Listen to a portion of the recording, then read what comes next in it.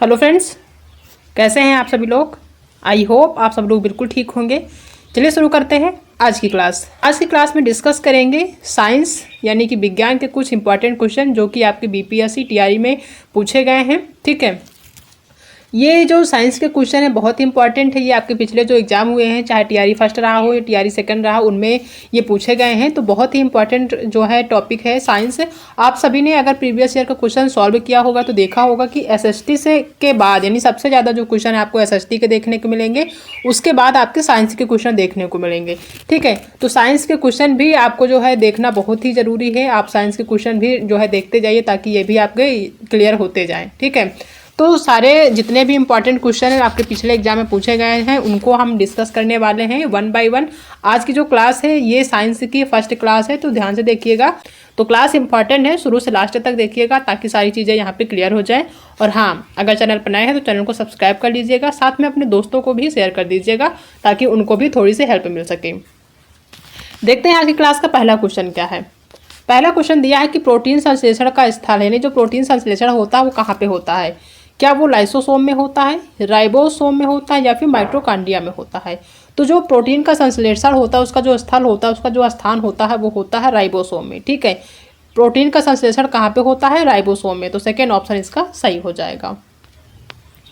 Next question है कि लेप्चा, नेपाली और भूटिया का संबंध किस राज्य से है।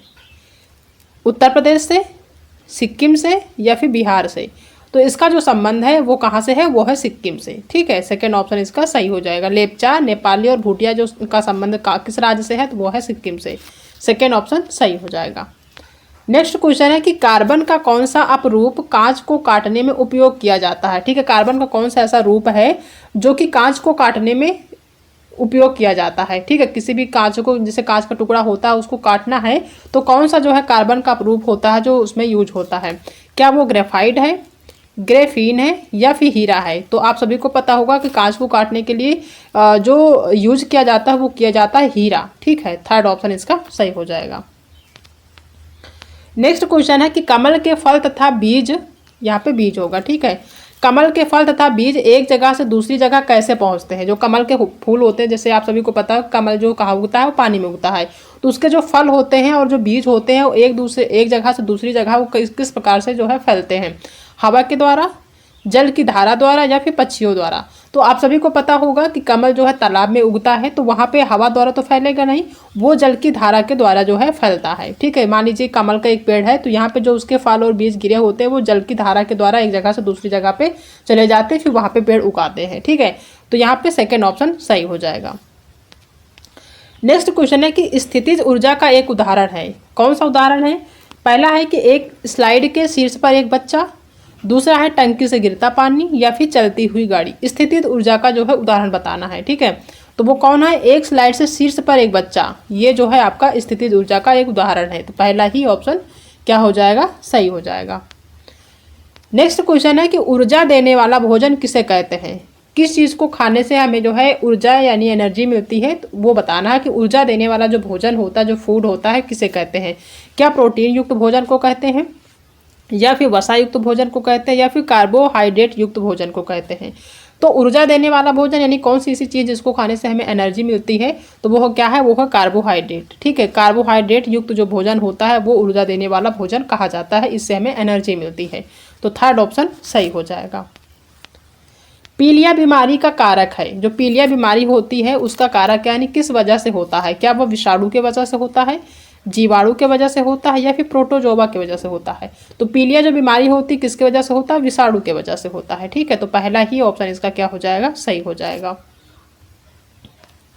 नेक्स्ट क्वेश्चन है कि फर्श पर लुढ़कती गेंद किस बल के कारण रुक जाती है। कोई भी फर्श होता है उस पर गेंद आप रखेंगे या लुढ़काएंगे तो वो लुढ़कते समय फिर रुक जाती है। ठीक है, तो किसके कारण रुक जाती है, घर्षण बल के कारण या फिर गुरुत्वाकर्षण बल के कारण या फिर चुंबकीय बल के कारण। तो आप सभी को पता होगा किसके कारण, घर्षण बल के कारण। पहले जो है आप लुढ़काते तो जो है घर्षण बल के कारण पहले कुछ देर जो है लुढ़कती हुई जाती है, उसके बाद रुक जाती है एक जगह पे। तो उसका यही वजह है कि वो घर्षण बल के कारण रुक जाती है। पहला ऑप्शन सही हो जाएगा।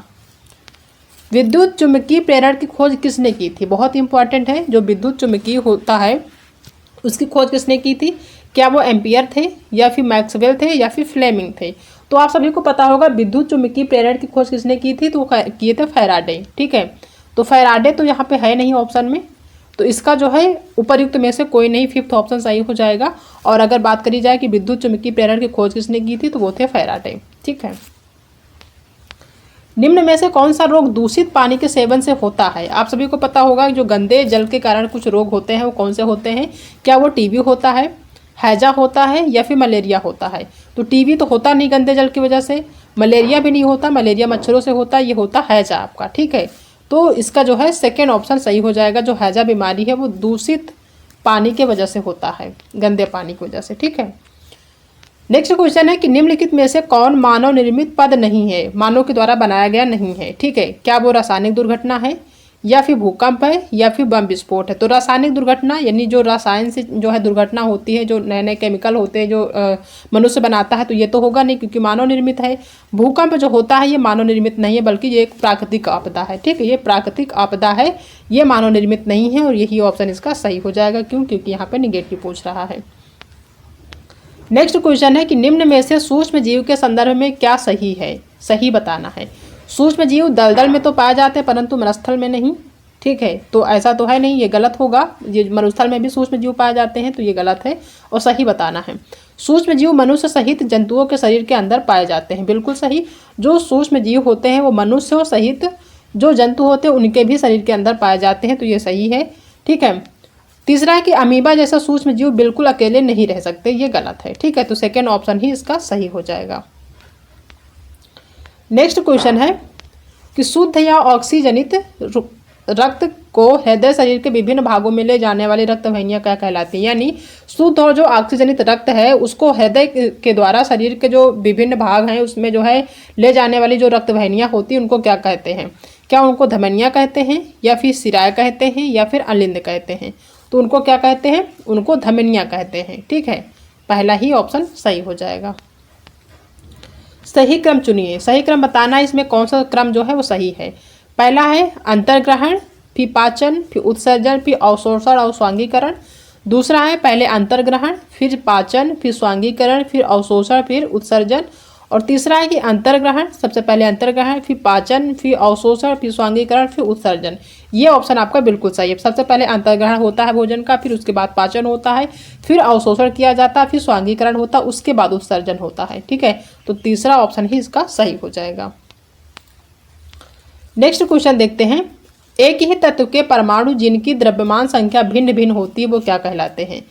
एक ही तत्व के परमाणु जिनकी द्रव्यमान संख्या भिन्न भिन्न होती है वो क्या कहलाते हैं। वो समस्थानिक कहलाते हैं, ये समन्यूट्रॉनिक कहलाते हैं, या फिर संभारिक कहलाते हैं।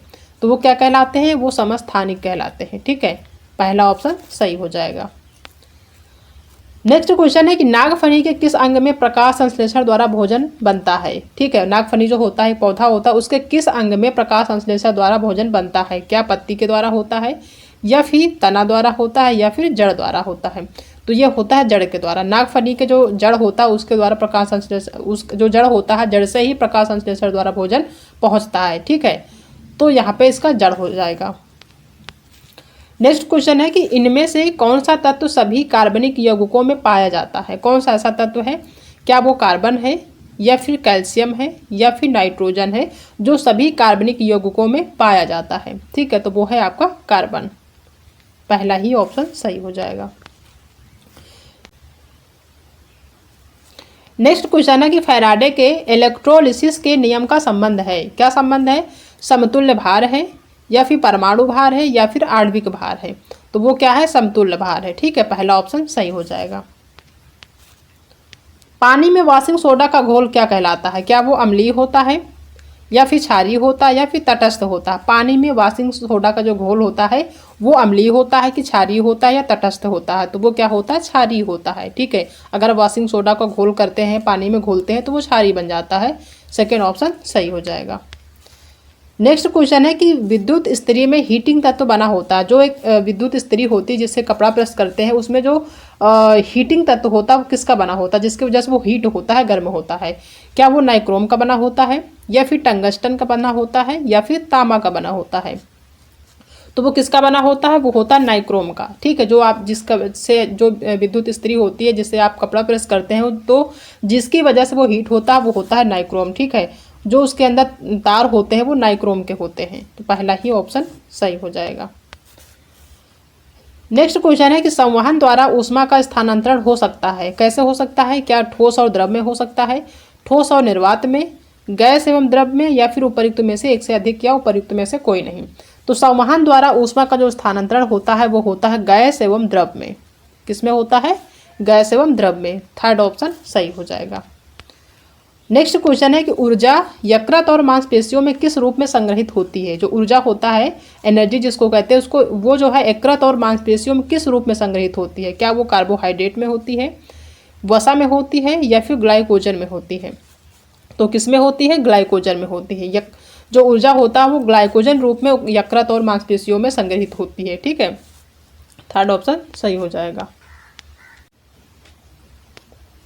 नेक्स्ट क्वेश्चन है कि पौधा भूमि से जल तथा खनिज लवण कैसे प्राप्त करता है? कोई भी पौधा होता है वो जमीन से जल को और खनिज जो लवण होते हैं उनको कैसे प्राप्त करता है?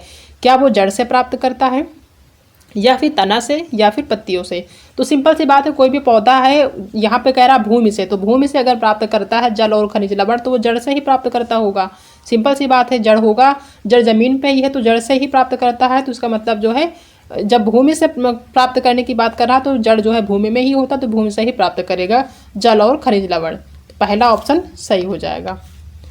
गायों में दुग्ध जो है किसकी कमी के कारण होता है? क्या वो फॉस्फेट है? जो गाय होते हैं उनमें दुग्ध जो होता है किसकी कमी के कारण होता है? फॉस्फेट के, कैल्शियम के, या फिर आयरन के? तो वो किसके कमी के कारण होता है? वो होता है कैल्शियम के कमी के कारण। ठीक है, सेकेंड ऑप्शन सही हो जाएगा। नेक्स्ट क्वेश्चन है कि नवजात शिशु को BCG का टीका लगाया जाना है, कैसे या कितने दिन के बाद लगाते हैं? जो नवजात शिशु होते हैं उनको जो है टीका जो लगाया जाता है BCG का, वो कितने देर बाद लगाया जाता है? जन्म के। ठीक है, जन्म के तुरंत बाद, या फिर 48 घंटों के भीतर, या फिर 7 दिनों के भीतर? तो जो नवजात शिशु होता है उसको जो BCG का टीका लगाया जाता है वो 48 घंटों के भीतर लगाया जाता है। ठीक है, जब से उसका जन्म हुआ है उस जन्म के जो है 48 घंटे के अंदर अंदर BCG का टीका लगा दिया जाता है। तो सेकेंड ऑप्शन सही हो जाएगा। नेक्स्ट क्वेश्चन है कि किसी बल्ब का तंतु किस धातु से बना होता है? जो बल्ब होता है जो जलता है, ठीक है, बल्ब होता है उसके अंदर जो तार होते हैं, ठीक है, तंतु होता है वो किसका बना होता है? क्या वो लोहा का बना होता है, जस्ता का बना होता है, या फिर टंगस्टन का बना होता है? तो किसका बना होता है? वो बना होता है टंगस्टन का। ठीक है, थर्ड ऑप्शन सही हो जाएगा। नेक्स्ट क्वेश्चन है कि पौधे वाष्पोत्सर्जन क्यों करते हैं? अपनी ताकत बढ़ाने के लिए। ठीक है, जो पौधे होते हैं वो वाष्पोत्सर्जन कैसे करते हैं या क्यों करते हैं? अपनी ताकत बढ़ाने के लिए, या फिर अपने आप को ठंडा रखने के लिए, अपने आप को गर्म रखने के लिए? तो जो पौधे होते हैं वो वाष्पोत्सर्जन इसलिए करते हैं ताकि वो अपने आप को ठंडा रख सके। ठीक है, तो सेकेंड ऑप्शन सही हो जाएगा। मल्चिंग मिट्टी की एक ऐसी प्रक्रिया है जिसके द्वारा, जो मल्चिंग होती है वो मिट्टी की ऐसी प्रक्रिया है जिसके द्वारा क्या होता है? क्या मिट्टी के जो बड़े टुकड़े होते हैं छोटे टुकड़ों में टूट जाते हैं मल्चिंग के माध्यम से? ठीक है, या फिर नियमित अंतराल पर खेत की सिंचाई की जाती है, या फिर ढीली सामग्री गोबर आदि क्षरण को रोकने के लिए जमीन पर बिछाए जाते हैं, या फिर उपर्युक्त में से एक से अधिक या कोई नहीं? तो जो मल्चिंग होती है जो मिट्टी की एक ऐसी प्रक्रिया होती है जो ढीली सामग्री जैसे गोबर आदि क्षरण को रोकने के लिए जमीन पर बिछाया जाता है। ठीक है, कोई भी सामग्री है जो खेत में जो आपने डाला है उपजाऊ बनाने के लिए खेत को, उसको रोकने के लिए मल्चिंग किया जाता है। थर्ड ऑप्शन सही हो जाएगा। नेक्स्ट क्वेश्चन है कि किस जैव प्रक्रिया से ऊर्जा प्राप्त होती है?